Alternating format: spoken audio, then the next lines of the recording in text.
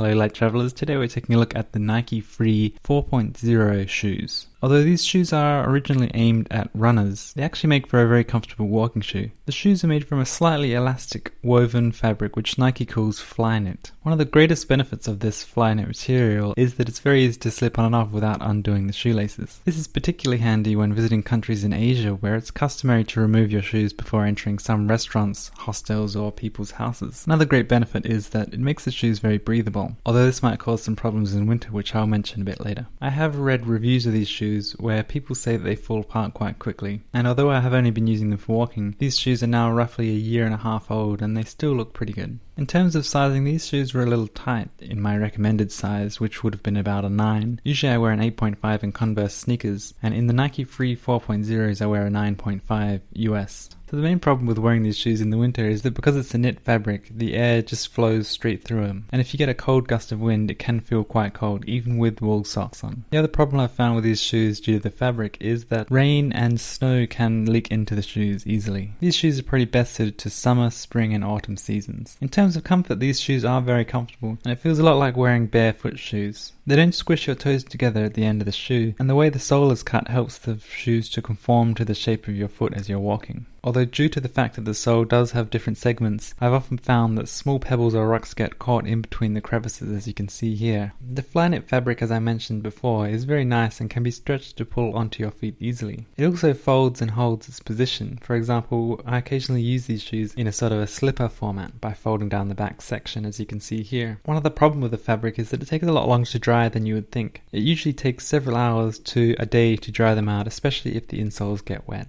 Overall, these make for a great pair of shoes to travel in, and they're probably the most comfortable walking shoes that I've ever worn. Although if you're in the market for shoes to wear year-round or in the winter, you may want to look elsewhere. So that's it, thanks very much for watching.